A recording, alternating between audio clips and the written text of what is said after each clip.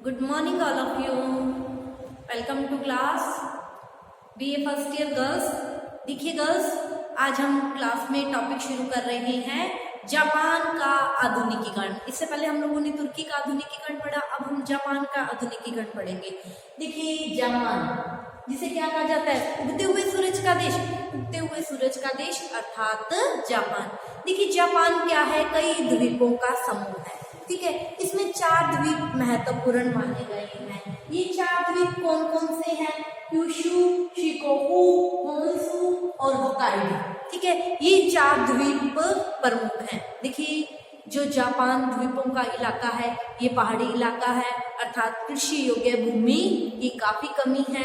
ठीक है, अतः कृषि योग्य भूमि की काफी कमी और पहाड़ी इलाका होने के कारण जापान के जो लोग हैं वो प्रारंभ से ही क्या कठोर परिश्रमी और क्या रहे हैं, व्यवसायी रहे हैं, कठोर परिश्रम करने वाले रहे हैं. ठीक है, अब देखिए हम बात करते हैं जापान की राजनीतिक पृष्ठभूमि की. ठीक है, देखिए प्राचीन काल में आरंभ से ही जापान में क्या है, राजतंत्रात्मक शासन का आरंभ हो चुका था. ठीक है, और 650 के लगभग की अगर हम बात करते हैं तो 650 के लगभग जिम्मो तेनो नामक एक पराक्रमी व्यक्ति ने जापान को अपने अधीन कर लिया था. ठीक है, और इस जिम्मो तेनो व्यक्ति ने यामातो नगर को अपनी राजधानी बना लिया और तब से ही यामातो पर जापान का अधिकार चला आ रहा है. ठीक है, अब क्या हो गया, 745 की बात है. 745 में जो जापान की केंद्रीय सरकार थी, जापान की केंद्रीय सरकार ने क्या किया, केंद्रीय सरकार के अपने नियंत्रण को सुदृढ़ बनाने के लिए क्या किया, उन्होंने देश के भिन्न भिन्न भागों में सरकारी अधिकारी नियुक्त कर दिए. ठीक है, और ये जो सरकारी अधिकारी नियुक्त किए, इनका पद क्या कर दिया, वंशानुगत कर दिया. मतलब इन अधिकारियों के बाद इनके जो पुत्र, मतलब आगे उनके जो पुत्र होंगे उनका इन पर वंशानुगत अधिकार रहेगा. ठीक है, इन सरकारी विभागों पर. ठीक है, अब देखिए ये जो अधिकारी थे इनका वंशानुगत अधिकार हो गया, है ना. इस तरह जापान में क्या हो गया, सामंत वर्ग का उदय हो गया. ये एक तरह की सामंत ही हो गए. ठीक है, हमारे यहाँ सामंत कहा जाता है. ठीक है, और जापान में ये जो सामंत वर्ग का उदय हुआ, ये लोग डैम्पो के नाम से जाने जाते थे. इन लोगों को हमारे यहाँ सामंत कहा जाता है, इनके यहाँ क्या कहा जाता है, डैम्पो कहा जाता है. ठीक है, ये डैम्पो के नाम से पुकारे जाते थे. आगे चलकर ये देखो, ये जो डैम्पो थे या ये जो सामंत थे, इनमें आपस में आगे चलकर शासन सत्ता अपने हाथों में लेने के लिए प्रतिस्पर्धा आरंभ हो गई. जो सारे अधिकारी थे, जो सामंत बन गए थे, शासन की संपूर्ण सत्ता अपने हाथों में लेना चाहते थे, और ये जितने भी डैम्पो थे इनमें आपस में होड़ या लड़ाई या प्रतिस्पर्धा शुरू हो गई. ठीक है, और ये जो प्रतिस्पर्धा शुरू हुई 1192 में योरुतोमो नाम का व्यक्ति या जो सामंत था वो अपना प्रभाव स्थापित करने में सफल हो गया.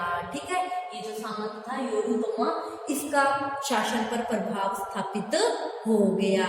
ठीक है, और जापान के सम्राट ने उसे कौन सी उपाधि दी, अब इसको शोगुन की उपाधि दी. शोगुन अर्थात सेनापति बना दिया गया. ठीक है, सेनापति का पद प्रदान किया और ये पद भी क्या हो गया, वंशानुगत हो गया. शोगुन का जो पद था ये भी वंशानुगत हो गया. मतलब योरुतोमा के बाद उसके जो उत्तराधिकारी थे उनके लिए.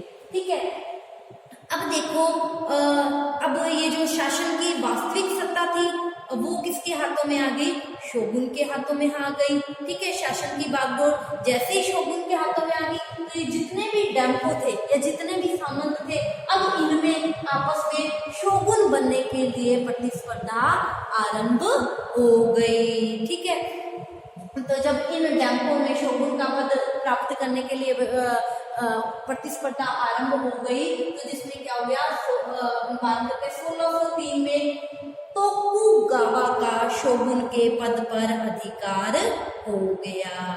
ठीक है, और ये अधिकार 1867 तक कायम रहा. ठीक है, शोगुन के पद पर तोकुगावा का अधिकार हो गया जो 1867 तक कायम रहा। ठीक है, इस तरह जापान में सम्राट तो क्या था, नाम मात्र का शासन था और वास्तविक जो सत्ता थी वो इसी शोगुन के हाथ में थी। शोगुन अर्थात सेनापति। अब हम बात करते हैं जापान का पश्चिमी देशों से संपर्क से पहले जापान कैसा था।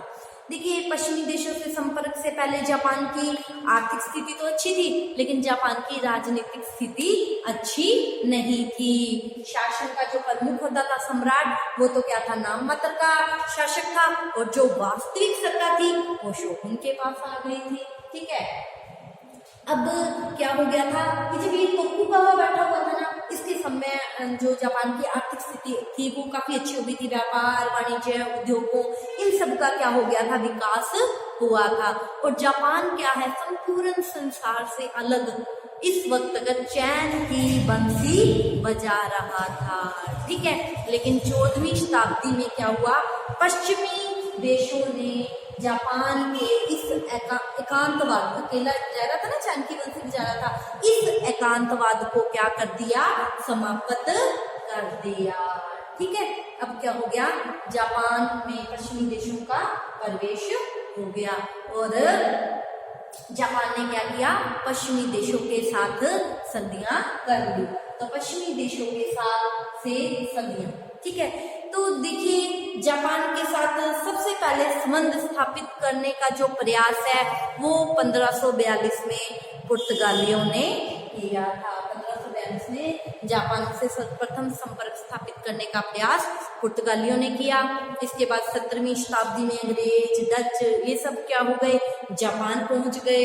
ठीक है, इन सब लोगों ने दक्षिणी जापान से जापान में प्रवेश किया था और नागासाकी, जापान में जो नागासाकी है, नागासाकी में अपनी व्यापारिक कोठियां स्थापित की थी।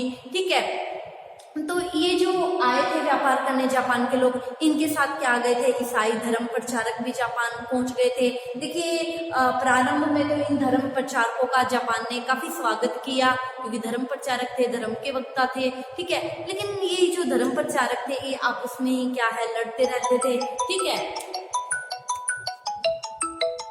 ये धर्म प्रचारक क्या है, आपस में ही लड़ते रहते थे। इन लोगों के आपसी झगड़े को देखकर जापान के लोग क्या हो गए, चौकन्ने हो गए। ठीक है, और उन्होंने 1637 की बात है, 1637 में क्या किया, एक कानून निकाला और इस कानून के द्वारा उन्होंने क्या किया, पश्चिमी देशों से संबंध विच्छेद कर लिया। पश्चिमी देशों के साथ संबंध क्या कर दिया, तोड़ दिया। केवल डच के लोगों को ही नागासाकी में रहने दिया। ठीक है, तो अब देखिए, फिर हम बात करते हैं 19वीं शताब्दी की। देखिए, 19वीं शताब्दी में के प्रारंभ में क्या हो गया था, औद्योगिक क्रांति हुई। तो औद्योगिक क्रांति के फलस्वरूप क्या हो गया, वाष्प चलित बड़े बड़े जहाज दुनिया के हर कोने में चक्कर लगाने लग गए।